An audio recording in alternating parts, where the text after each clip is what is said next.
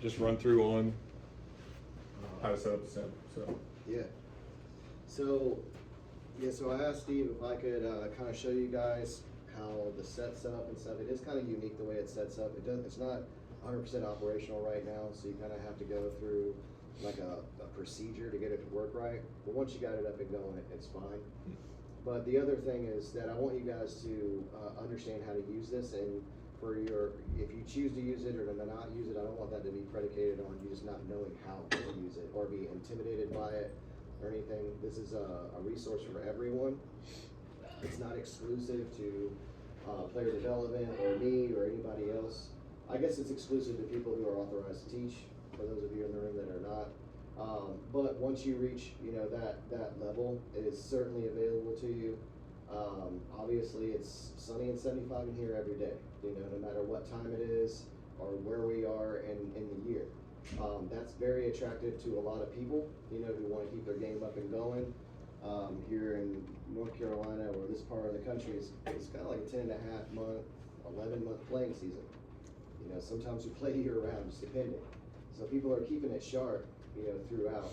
And this is just an easy way for you to schedule people in here during inclement weather, or if you just want to dive in a little bit deeper with somebody, or if you have a client who likes numbers, who wants this kind of lesson. So I'll first go over just how to set it up and how to get it up and going, and then I'll show you some applicable things to it. So number one, the quad has currently got a battery issue, so you have to have it plugged in order to turn it on. Currently it's not mobile unless it's plugged in. So you would come in here, you would plug it in. For a right-handed player, this is how you're going to orient it on the mat. Most of the time, this mat has got double-sided tape on the bottom of it, which means it's not going to move around on you. If it is moving around on you, we have double-sided tape in the drawer there that you can use to keep it stationary, because that does happen, even with slower swing speeds, and it's going to be a problem for you if you're getting through it and the mat's moving. It's going to push the quad around. It's just going to be more difficult for people to get comfortable. You're going to put it about right here at this, if you're facing the wall here, top left corner of the mat. All you do is you just press the on button until it blinks at you, and then it'll come all the way up to the home screen all by itself. At that point, technically, it's ready for you to hit balls on it. It has a display on it. It will only show you ball data if you just turn it on and just start hitting.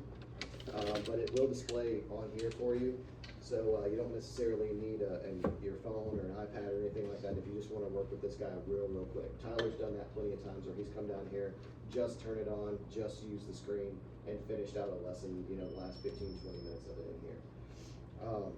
When you get it up and going like this, you're going to have to connect it to the computer over here. It's this computer on this side.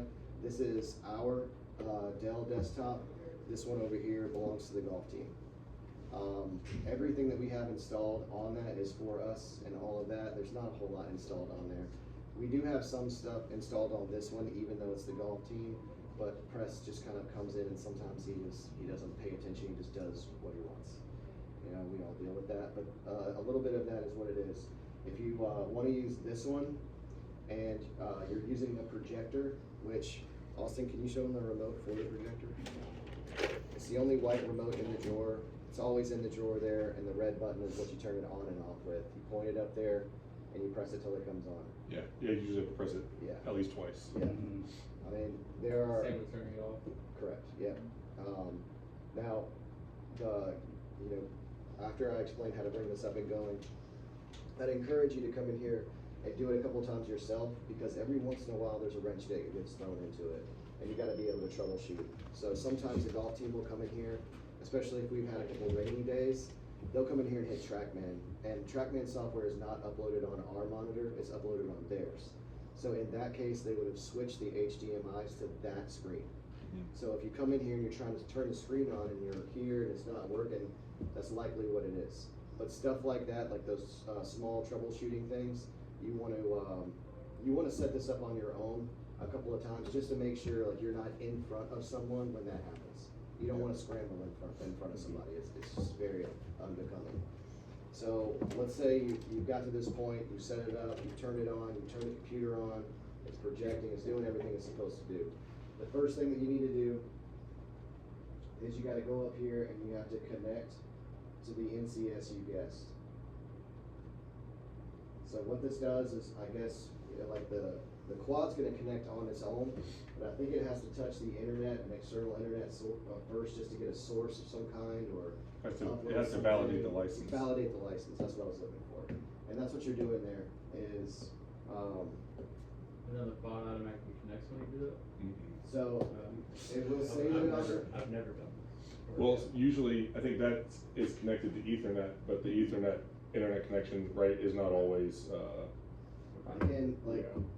being able to troubleshoot a little bit is important. Like, you're gonna need to set this up a couple of times just by yourself, just to make sure if you get a couple hiccups, you know what to do. Cause it does happen, it's finicky, it's not perfect. But anyway, you've connected to, the NCSU guest. You're gonna just open up a website just to make sure it is indeed connected, and then you'll close it out. And then here, you'll go back and you'll connect to the quad, it's right there. It says it's connected up here, but it has to be connected here. The password is already built in, so you just hit connect, and you're gonna wait, like 10 seconds or so. Just give it a minute to do its thing, and then you're gonna press the FSX.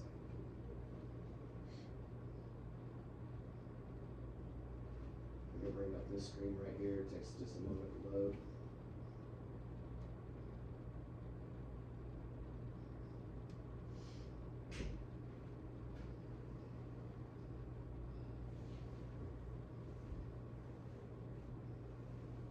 Sometimes you'll get prompted with this, you can just hit cancel. Like, somebody just X'd out of whatever they're doing before real quickly. Alright, so you have 3 options here. You're gonna go to improve. And you can either go to the foresight range, which just takes you to their stock range with nothing on it and everything. Or you can hit new session and you can pick Lonnie Pool Golf Course, and you can go to our driving range if you want to. I like to use this one for obvious reasons, you know, especially if we're, fitting a package plane holder. You know, it works really good for fittings because you know that people go outside to validate the golf clubs. It's good if they feel like they hit it in here on our simulated driving range, they go out and then hit it on the driving range, and it all looks as close as it possibly could be. It's just a nice touch, Yeah, honestly. you're never gonna replace the outside element. If they can't hit from indoor to outdoor, people are gonna have issues, no matter what you do. This brings you to our driving range right here. It sets up, I guess, on that right side, but this is a 160-yard shot, a little bit uphill, and it plays pretty true. I like that it's uphill a little bit, because more often than not, like 9 out of 10 times, if somebody is hitting it a different distance than they're used to, they're probably hitting it a little bit far in here because of the mat. It's bouncing, it's not spinning as much, X, Y, and Z, it's not perfect, but most of the time, people are hitting it a little bit far. So I like using this one because of the grade here, it's a little bit uphill, it takes just a little bit off. You know, so I just feel like it's a little bit more true. Gives you an overhead look right here, but that's it. You know, you get to this point right here and it's ready to hit. You know, what you'll do from here is you'll have someone pull a ball onto the mat. Most people will put it right in front of the machine, which it won't pick up. That's the. So it's approximately like a foot to the right, but there's an indicator screen for those of you that haven't used a quad before. So the area for people to put balls is about, it's about the size of a platter, maybe a big dish. They'll catch onto it real quick. You just saw the green light. I also have this guy right here. I use this for cameras, but it's got a laser on it, and you can kind of just from here you can kind of just like orient people, just be like, all right, cover the golf ball with with the red dot, whatever the case is, to kind of help them get into the right place. It usually doesn't take long for them to find it, and once they found it, they can find it over and over again. When you set all this up, one of the things that you also want to do too is take this alignment rod. This is an alignment rod that's proprietary to the Foresight, the quad. It's not just a standard alignment rod. There's some material in here, some reflective material in here It doesn't cost anywhere near as much as they charge us for it, but they charge us out the fucking ass for this thing. Alright, so it's not an alignment rod. Yeah. Yeah. Don't take it, don't take it to the range if you need It's an not an extra. alignment rod. What I do is I lay it down here, and you can kind of see, like, when you step onto the mat is oriented kind of to the left side. And I'll explain that in a minute, but I'll lay it down right there, and can you hand me an alignment rod? And then, you know, I'll come up behind it, and I'll kind of just like line it up like here, just make sure it's straight. You're lining it to the line of the flag on the screen. That's right, well, I'm lining it up to the ribbon right there, so I'm kind of standing behind it, and I'm using this and just making sure it traces over both, and it's just not like wonky or anything like that. Yeah, exactly. And then, I'll move the quad around left to right until it gets to 0, or as close to 0 as I can get it. Hit OK, and go back, and then pick it up. So from there, the alignment line is going straight down the mat and straight as an extension of that, white ribbon right there. All right, another decent reference for you, if you're just grabbing and going and you don't have the alignment rod, whatever the alignment of the front of this thing is, like that, that's basically the path. That's the 0 line. So if you cant it to the right, you're gonna have to orient them to the right, wherever that's, you know, strong imaginary line. From there, again, you know, they put the ball somewhere in that general area right there, and then they hit, and you're good to go. All right, we have, a couple of different dot modes that you can use. I issue the dots to all the instructors that use them. We source them from GolfWorks, and basically, like, if you use it enough, I just give you a sheet. The sheet has like 200 dots on it or something like that, and you can either put 1 dot on the top of the golf club, and that will give you some club data, not all of it, or you can put all 4 dots on the golf club, and that will give you all the data points that it offers. So it's like this. If you're gonna use the dots, I would recommend go on Foresight's website, look up the user manual for a GC quad, and it has like the perfect description, step by step, where to place the dots. Between the 5th and 6th groove on the outside, it tells you like exactly where to put them. It's easier to learn it yourself than to watch somebody do it, I think, in that case, actually. Well, so there's like the dot, like the different spots on the dots. That's affect the number on the quad. Like if you put Like if it's different- placed incorrectly, Yeah. depends on what metric you're looking at. So if you're going like, so if you put 1 dot, you'll put it in the middle on the top of the club. And that's gonna measure club head speed, path, and angle of attack. And then all of your ball, you don't need any dots for it to measure ball data, right? With 1 dot, it's measuring all those like linear things. It can't see the whole face, it just sees that 1 dot. So it'll get club head speed, it'll get path, it'll get angle of attack, and it'll get smash factor or efficiency, because that's just ball speed over club speed over ball speed. Yeah. So Awesome. Well, you hit ball one speed from over club speed. gravity dip With all the 4 dots. on, it basically shows the camera the plane of the face, and it uses different dots for different things. So these 2 horizontal dots mark the vertical center of the club. So if you put both of them up here and people are hitting on the center of the face, the system's gonna say that you're hitting everything thin, you're hitting them below that line. If you put these 2 dots crooked, it's gonna tell you, in this example, if the heel dot's lower than the toe, every shot someone hits is gonna read pretty dramatically toe up, like the club's too upright, for example. It'll slightly skew where the center of the face is, so you may end up with like a small misreading, but it's gonna be more of those things that matters. There's some other details too, but those are really the only ones that matter. As far as like these 3 being in a line, that's only important for how the system's calibrated to read. So precision's important. If you put this one over here and this one over here, it's not gonna be able to see the face quite as well. It's different on a driver, because a driver has bulge and roll, so they're not in a straight line. That's also another, it's a slightly different setup. They don't go straight line, they're like curved around the face of the driver a little bit. But it's basically the same, 3 on the toe, 1 on the heel, and these 2 are the most important to be level with one another. It's a good question. It's a little more advanced, so, but it's still a good question. Yeah. But anything that, the troubles that you would have with that or something like that, either me or Steve or someone else would help you out. Yeah. There's some examples in there that you could always just follow. But so kind of where I left off with that is, you just kind of set up the launch monitor and get somebody in here and they're ready to hit. And you basically just presented all of it well. Like you pulled out the launch monitor, you set it up for them, it was seamless, you got them all the way to here and they're able to hit shots, and you're starting to look at some data. If you don't put stickers on there, you're just gonna be looking at ball data, which if in your lesson, if that's all you need, if you're just, talking to them about ball related stuff, then just keep it at that. If you wanna talk to them about, I guess the next tier up from that would be like face to path relationships and impact related topics, then you would put dots on it. And then if you're doing a fitting or you're like really diving into either an advanced player or an advanced understanding of cause and effect and impact, then you would put all the dots on and then you would display all of the data points there. The data points auto-populate depending on whether or not you have a dot or on them or all the dots on them. If you have all the dots on them, it'll auto-populate all of the data points. Don't necessarily need all of the data points. Again, it really depends on what you're working on. You can select what you want to display up there and just keep it at that. I do that a lot. Just here. That's right, yeah. Another kind of advanced tool is you can select what you want to display.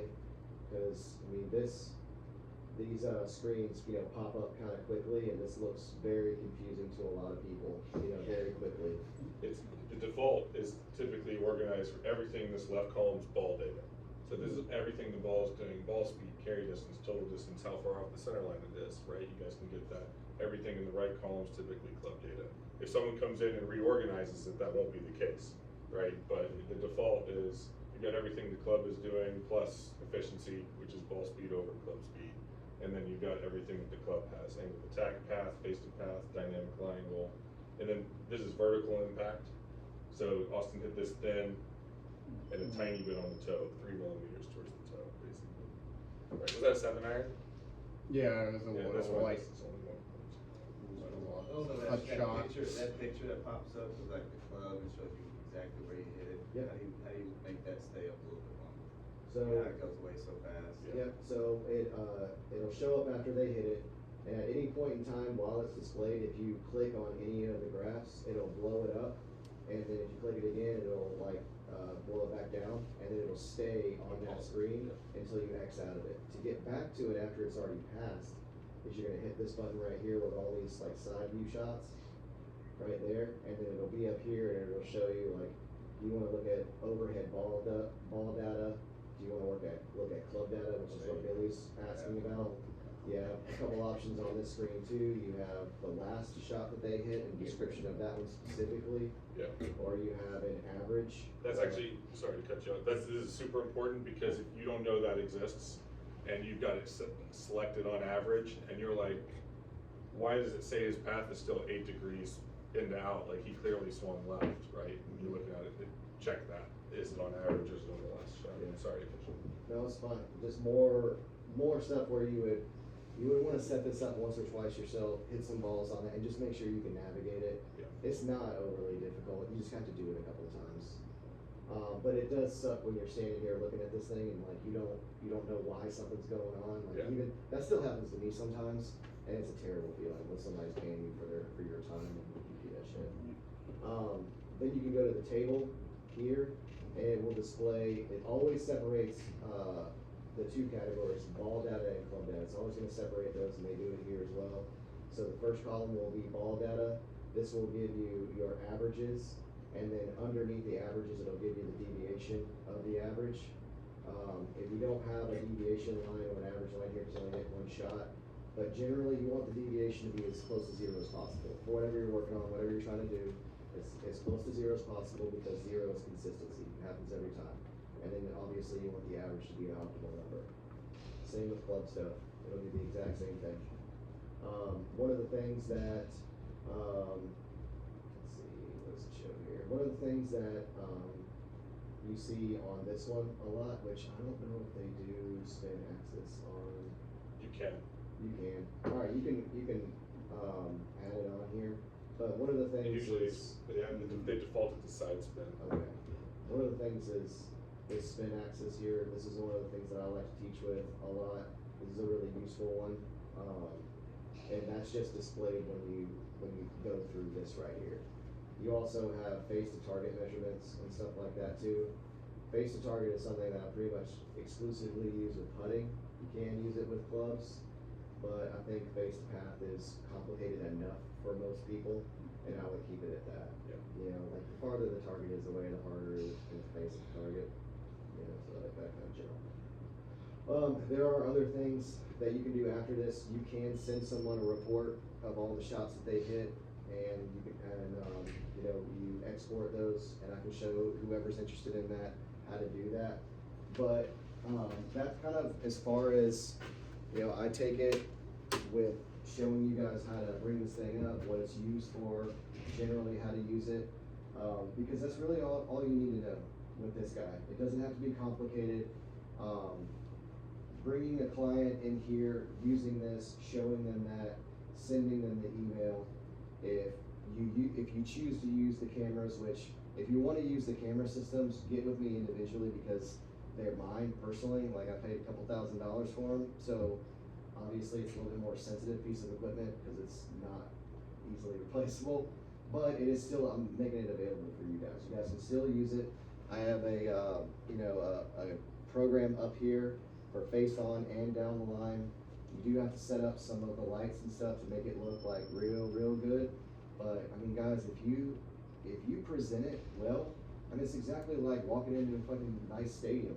Like, it's the environment. That's part of what you're paying for.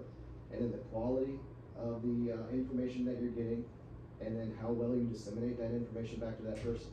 And the entire experience is what they pay you the money for. If the experience is better, you know what? I mean, this is definitely a good experience for a lot of people. They come in here and they're like, oh my God. You know, we had to tame this down actually, because people were getting vertigo in here. We had to like chill it out and make it a little bit more choppy and stuff. So that's how, you know, but all that being said, jokes aside, like this is available. You can use it as an instructor, as an authorized instructor. You can use it. It is not exclusive. It is by the calendar only. If you're the first one to book it on the calendar, then it's yours. Doesn't matter. You know, Billy, Winston, doesn't matter. If I've got fittings or whatever, if you put it on the calendar, I'll schedule around you. That's fair game. And people love it. If you do it right. If you do it right, they love it. If you fuck it up, they will never come back to you. So, you know, practice with it. Practice with it. There's putting aspects of this too. I won't go into it today because it's very complicated, but I mean, even that's really good. That part is really good.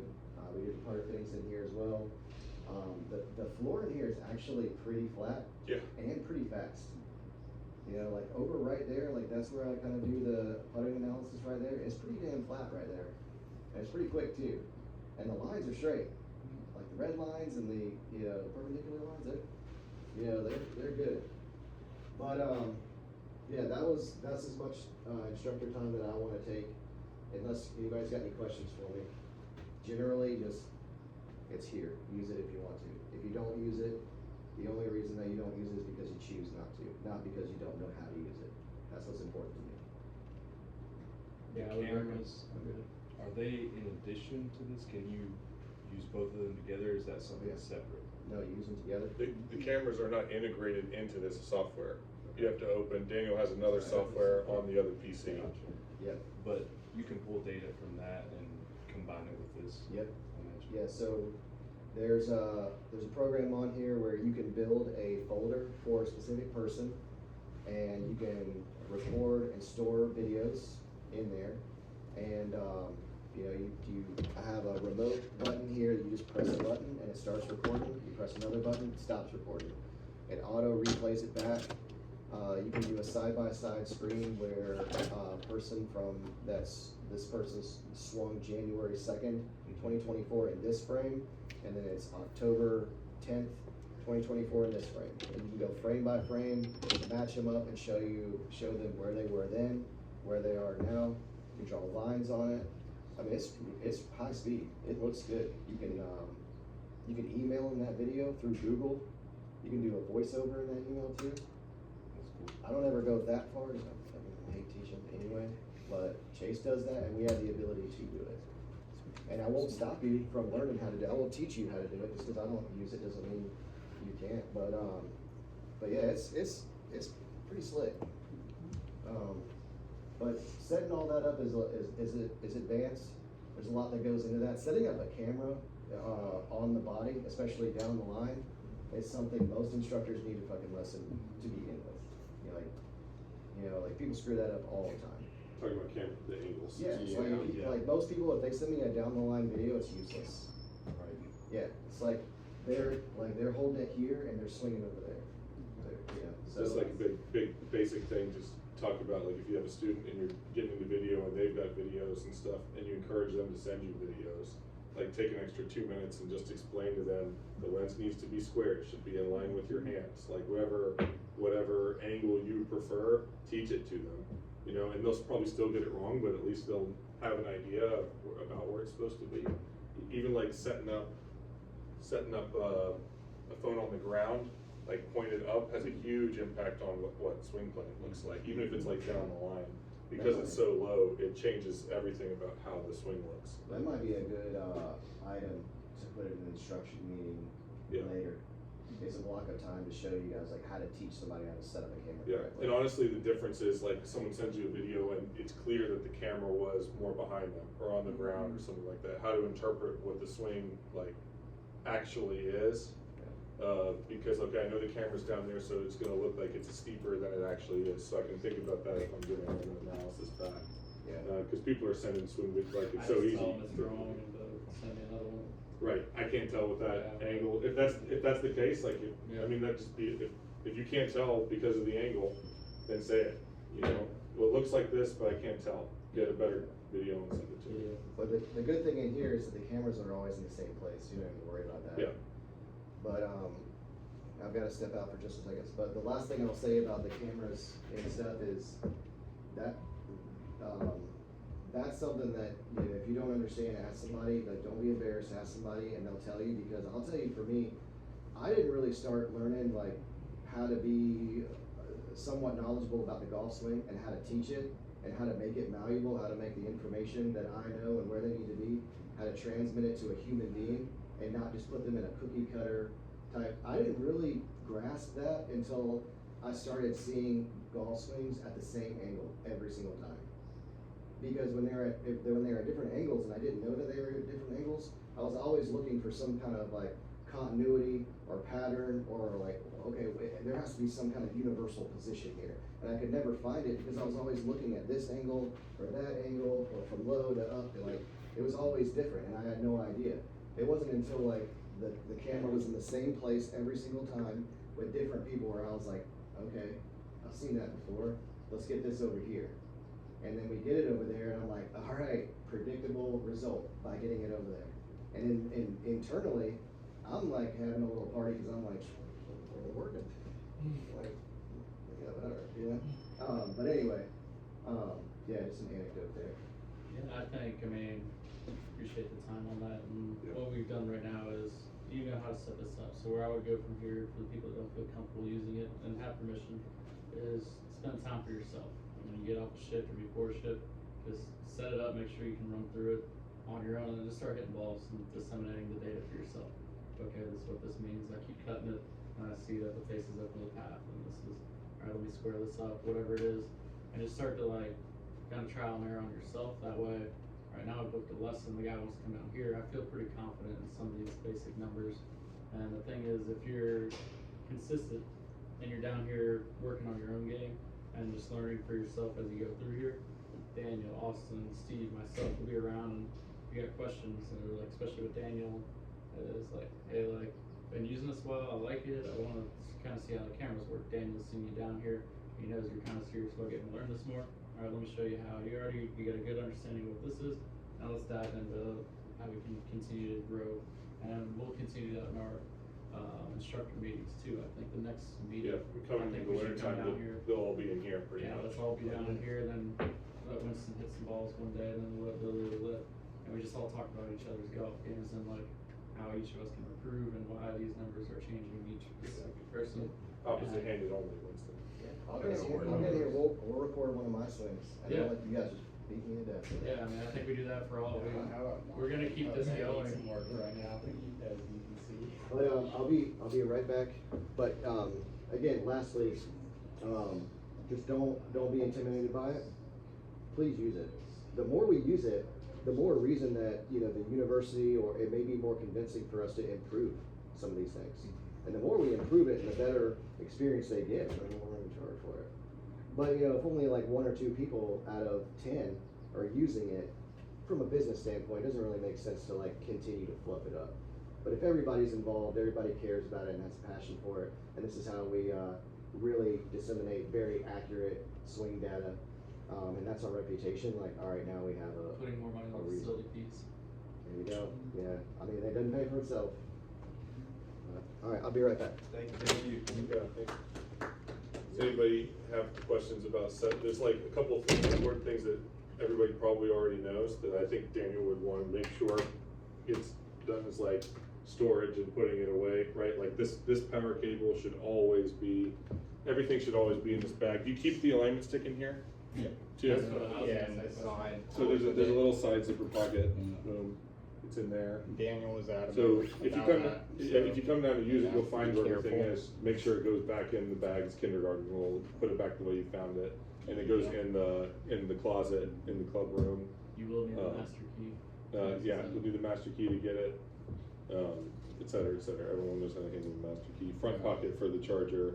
There's only one place to put the quad. when you leave, make sure, like, either if you have this or the club repair room or this room, just make sure the doors are like locked after you leave, just because this is all really expensive equipment, and Here's the kind of phone. need this stuff to actually sell up. Yeah. Turn the projector off if you're not using it. I don't know if you guys like to have it on during the day, if like fittings or lessons are ongoing, just so when people walk in, they can see it. Yep. But generally speaking, like this thing only has so much life to it. By the hour, And too, it's- so the longer it runs, the faster it dies. That's right. It's really hard to get them to approve a replacement, and they're expensive. So make the projector last as long as it can. Here's a fun one, just lights automatic, but you can, it's up and down arrow. Like if I just hit it once, lights just turn off. And you can turn dim it, on. And if you wanna like dim it, like it's bright in here, set the you mood. just hold it, and and just whenever it gets to a point where you feel like it's good, that's like go. Now we got set the mood, I can just click it, back on. Just something, so like, main reason, a lot of that stuff's just fun extra, but I like to just turn the light off. If you're the last one in here, just turn the light off. Put it down, good to go. So I mean, summarizing those things, Turning up it's the pretty TV. easy. Like you pull it out of the bag, you get it down, make sure there's an internet connection, right? You can always try to connect it, and then it doesn't work. You have to go back, check I would internet. say I've never done this, But yes. but Yeah, it's I've almost, never it's like the used that. Captain Sully method. If anybody knows what I'm talking about, Is that do the leg of the plane on the Hudson River. Skipped all of like the typical protocol when an engine fails, and just went straight to like turn auxiliary motors on. Just like, I'm gonna do this first, even though it's like the 12th step according to official training. So it's like, if you just go ahead and make sure you have internet connection before you do anything, then you don't fumble and say, oh wait, it's not connecting, and you don't lose 5 minutes in the session kind of getting it set So that's up. what I was gonna say too, and that is, if you have a lesson in here and it's not already set up, because Daniel or Austin or Steve or someone's been in here, and you know you gotta set up, just go down 10 minutes early, work that. Yeah, lesson get it set early, up. exactly. Oh, it's ready to go when I get here, you're not wasting time. So perfect example right now. Go ahead and hit it, Tom. He gets nothing. Nothing. Way to go, Tom. Why, Tom? well, it's good. Why didn't it pick up? You know, I didn't read that. right? Heavy. Yeah, because the green light's still beeping. Yeah, so there's a little display here. It'll say ball's out of zone. Moves it into the spot where it's ready, solid light, etc. There's a button on here if you have a lefty, Mm. right? Move it to the other side. There is one thing that is worth mentioning, is that if you can't get this to connect to the GC Quad Wi-Fi, there's a 30-foot long USB-C cable in here too. And just be careful where you put it so people don't trip over it and they don't swing their club into it. But you can connect it straight to the PC into the back of the GC Quad, and it'll work, which occasionally happens. Ew. It's like occasionally Ew. it's just like the network doesn't want to cooperate, That's like the shot you get and when I beat you can go to the hardwired option. That is so true. 18. So there's actually only one thing. It's more to like, so you can't do this if you don't know how it works and you don't know how to set it up and all this, but I think when people think about doing this, they think about the analytics part of it, right? So we get this shot up, you can also, Billy, your question, this is the button, the little rainbow of shots. You can also just hit 1, 2, 3, or 4, hit number 3. And it'll be the hotkey, it'll take you straight to the table. So if you just remember, so it's 1, 2, 3, 4. So if you wanna go straight to the table, hit number 4, and it'll pull up the table of data, and you can click on it and hold it and everything, but it's almost easier just to know those hotkeys and like, Yeah, that's if it disappears, just hit it and then That it's was there. good for me to learn that too. I didn't know that. On just the everything is. number board? or- Yeah, exactly. Go to, go back, click on, hit the plus, and then there should be a hotkey. Is it here? No, it's in the settings. Or Go to shortcuts, what are you looking for? and, sorry, that's not it either. Settings. It's in settings. What are you trying to change? No, I don't wanna change anything. There's close out of it. Hit K, maybe? Yeah. Oh. So letter K is hotkey, just remember K for key. And it'll tell you, yeah, K keyboard Okay, for shortcuts. keyboard shortcuts. And you've got, these are the only ones you really need to know, in my opinion. But there's like that you need to know, but there's a whole bunch of stuff that you can do quickly. It's at least worth knowing about. Cause I've used that exact keyboard for years actually, which is funny. So, It's finicky. but it's like, it's really difficult to be standing there and holding a keyboard and using the mouse and everything, so this is really, really useful page. That's not the thing I wanted to talk about, right? But, people usually think about,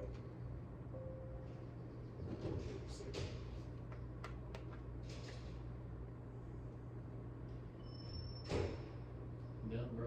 people usually think about the analytics, right? So it's like you're thinking of having to do a lesson, and we're gonna talk about path, or we're gonna talk about face angle, or we're gonna talk about something that has to do with the data that it gives, but like actually using the software without stickers, just for the ball, you can like, so you go to, play is exactly what you think it would be, right? You can do all kinds of stuff. When you go to new game, you choose what course you want to play. You can choose if it's the front 9 or the back 9, set the tees, set conditions, et cetera, and that's like honestly, like that's probably the best way to like get introduced to it, is just come in, set it up, and play 3 holes or something like that, and actually look at it. But under improve, you can go just straight to the range. You can go new session and go to the Lonnie Pool, to the driving range, or we can go on the 18th hole. And so when you choose a hole for practice, it puts you on that hole, but the entire course is loaded. So you can go up and you can click on the hole button, and we can switch to number 10. If you want to go to hole 10, then we'll put you on hole 10. So you can click on, that's cool, I got it. This is good. But no problem. But 18, sorry. Sorry. But on 8, so you go to 18 and you just hit this tee shot, and it's like pretty intuitive. Left and right arrows changes where the aim line is. So that's like the other really big thing, getting this calibrated properly so it's set. But what if the white line isn't where you want it to be? You can only aim, and honestly, I wouldn't recommend having anybody aim even a little bit left or a little bit right. Just tell them to keep lining up square with the mat. If you're playing yourself, just keep lining up square with the mat and move the line to where you want the center line to be. Where's the clubhouse at? You're supposed to aim at the Yeah. trestle. Boom. That's the line. I usually start it over here and just hit like a 100-yard cut back to the center. If you, It's not playing the hole, it's designed. exactly. So, and this is like, let's say you're working on 7 irons, right? And you want to work on hitting a particular shot with the 7 iron. You're trying to hit low cut, right? Well, 18 with the right pin is a pretty great hole to work on hitting a low cut into a green on. and you can just move the cursor onto the map. You know, 79, what's 79 for you, Tom? 205, 206? Yeah. So let's say it's 192 with a cut, and you right click. So if you right click, it'll move you to that spot. And you can hit from that spot over and over again and go through. And it's like, this is almost one of the best ways to use the space in a lesson if you're working on skill development, right? High draw instead of the cut. That's why it's easy. See, so Tom needs to work on the low cut, and he'll actually hit his number, et cetera, and it's there. Well, he's using that hybrid, that's the problem. So that doesn't matter either. These are all extra details, but it's like you're gonna notice weights on hybrid, does that affect the reading? Someone's gonna ask you that. It doesn't. The system measures what the ball does, measures the face, and this is only a way to categorize what glove. So you can set it on iron just for the sake of having it match, but it has absolutely no impact on the data that's read. And then, but it's like you're working on wedges. Someone's trying to dial in their wedge distances, right? And you can do it up on the range, or you can bring them in here and right click at 50 yards and have them hit 10 50-yard shots and see how good they do. Then move them back to 70 yards and have them hit 10 70-yard shots into a pin and stuff like that. So it's really almost like moving spot to spot on the That course. reminds me of Is what it I safe? Is it mean safe right to put there. wedges in? That's so bad. I wouldn't do anything more than like a gap wedge. Yeah, that's where all those holes. The in deja vu right No, there. that's Yeah. popped up drivers, but there's some exposed That shot's aluminum up there. traumatizing now. If it hits the money spot in the corner, it will. It comes back. Yeah. Or would it And you can just be? really, Yeah, that was real, like. So like Tom, and this is very like running off on a tangent, but this is like almost like just I think it's important to talk about it from a teaching standpoint. Tom hits draws. His club path is almost always going to be either neutral or a little in to out. So if we're working on hitting fades, that center line better be left of the flag, right? Because otherwise he's got to change his whole swing or his whole setup. So it's almost like his target line is going to pick his left as a drawer of the ball. If you watch Tommy Fleetwood go to hit cuts into greens, he's always left of the pin. You could say Lee Trevino, but Lee's like 40 yards left of the pin when he goes to hit cuts. Like set up, you see those old videos of Lee Trevino set up like this on like the 12th hole at Augusta or something like that. You know, and he's just like, he's aimed literally for the bridge, hits it to a foot kind of thing. Like, but that's Fleetwood, that's Tom. Tom's less severe than both of them. But he just hit the shot he wanted to hit, and he's making double bogey because we were aimed at the pin. And those things will like mess with your student's head when you're working on a particular shot. It's like you don't want them to feel like they failed when they actually executed exactly what they're trying to do. And this is like an obvious one. Every player in this room knows if you're playing a cut into this pin, you're not aiming at the pin. But if you're working on it, that stuff's important too. Like, but that's pretty Watch much out for it. the cars. So we can get into some swing stuff, but I think that before quick review for Ramon, and we can do it another time even. But just setting this thing up, I'm just wondering, do you have any experience doing this? No. We'll do it another time because it's gonna take too long to go through Yeah, no. everything we need to do. Or, But- you can just send them that video too. Yeah, that's true. But Tom, are you still recording? Is it Yes. just still rolling? Yep. Yes, still rolling. Stop it and hit record again. Otherwise, he might lose that.